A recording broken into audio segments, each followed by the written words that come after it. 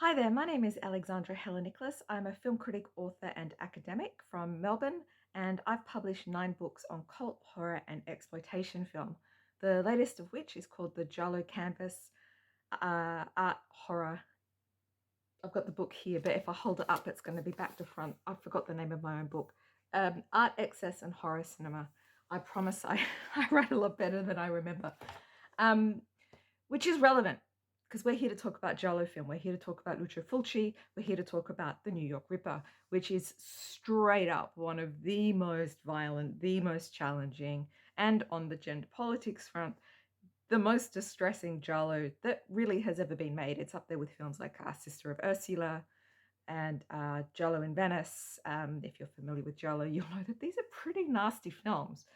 I'm not here to apologize for the New York Ripper. I'm not here to tell you that you need to toughen up. I'm here to introduce the film and to talk about Lucio Fulci. Let's get into the nitty gritty of Lucio Fulci because he's a maniac, but one of my favorite maniacs. And in the history of Italian genre film, to say that he's one of my favorite maniacs is really saying something because there's a lot of maniacs in Italian genre film history. So Fulci made films in lots of different genres. He made spaghetti westerns, he made science fiction films, he made sex comedies, and of course, I would be remiss to say he made zombie films. He made the best Italian zombie films, objectively the best. So by the time he did New York Ripper, we've really moved out of the golden era of Giallo, and we get this really interesting point historically where we have Giallo, which were influenced by the German Krimi films.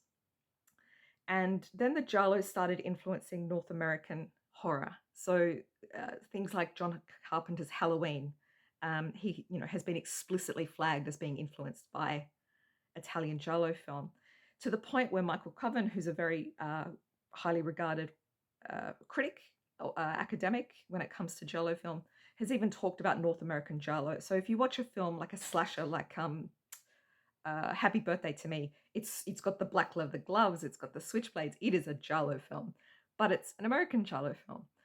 So what happens around the stage of the New York Ripper is that we start getting those flows coming back to Italy, where the Italian Giallo directors are starting to be influenced by slasher films, which is really where we find this film, and it's absolutely fascinating in that historical context. It's why it's set in New York, for starters. Um, it's obviously dubbed for different audiences. But if there's a kind of Americanization to this film that didn't mark Fulci's earlier work, that is very much why, is that it was sort of bouncing back this sort of transnational flow of Giallo themes and aesthetics and motifs sort of back into that American model, which of course was originally influenced by the original Italian Giallo. It's super interesting stuff. But what I want to talk about with this film is, I guess, the question of exploitation film more generally, which is, what is the value of it? And for me, there's enormous value. To start with, I feel that we need to cull the binary idea of, I hate the term so much, but problematic film and progressive film, because films can be both at the same time. And especially with something like rape revenge film or films about sexual violence, we often find these contradictory, very difficult hypocrisies even within the same film. And that to me is fascinating. It's really interesting, even if it is quite challenging, because it reflects something about our culture more broadly, which is that we are massively fucked up when it comes to sexual violence. And the representations that we see on screen that are often are in exploitation cinema very, very confronting and difficult. They speak to our own hypocrisy. If you're not up for this, even if you're sitting there ready to go and watch it, if you're not feeling in the mood to watch some really nasty sexual violence, you don't know anybody an explanation. Go have a coffee. Let me know. I'll shout you. You don't need to prove anything to anybody, and you don't need to give an explanation. This is a strange film. You'll understand when the duck thing. I can't even brace you enough for that. Um, I would say enjoy, but I don't know if that's quite the word. But I do think that this is one of Fulci's most interesting films. I'm really, really glad that it's playing.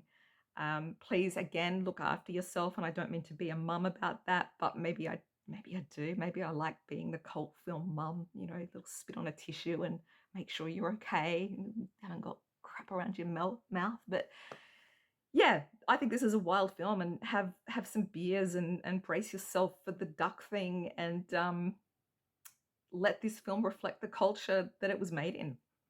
And support Black Maria. These people do incredible work. My God, support them. Support any kind of small scale niche film project that has a kind of archival community spirit, because in the age of Netflix and the multiplex, we need this like we need oxygen. Enjoy the film. Enjoy the film.